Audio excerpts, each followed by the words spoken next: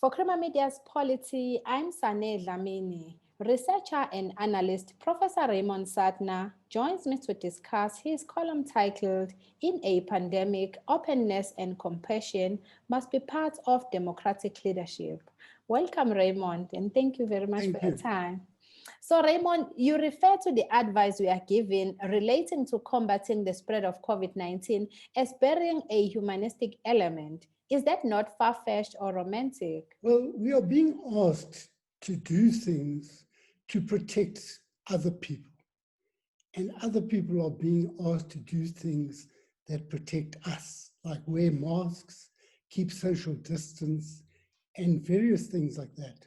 Now, that means that we have a relationship with other human beings in South Africa, and we are showing respect for the well-being of other human beings. Now, humanism seems to me to be about interrelationships which care about human beings.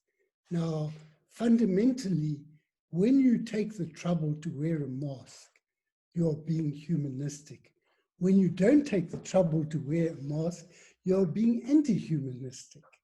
So that's why I believe that fundamentally there is a message that is patriotic in the best sense of the word, caring about the future of our country, but also humanistic in that we care about one another and we act to safeguard the well-being of one another. So I don't think it's far-fetched. I think that's what it is, it's humanistic. And if it is more or less impossible because of the inequalities of South African society for many people to comply with the messages that are related to preventing the spread of COVID-19, what can we do now? Well, first of all, even though people are they're not able to fix the housing question now, even if they wanted to, we can at least not steal the medical supplies that are required to treat them. We can make sure that the way the vaccine procurement is managed is going to be in a manner that is where fraud is absent. We can try our best to speed up the provision of vaccines, but also prepare ourselves, because to distribute vaccines to 67% of the South African population is a massive job.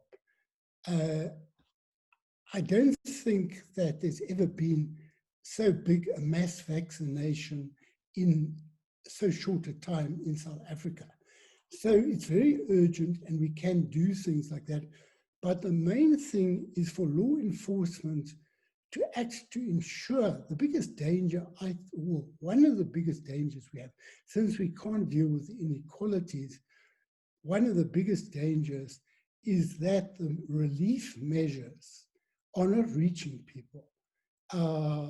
Many of the COVID relief measures didn't reach people, or after months they had not reached them.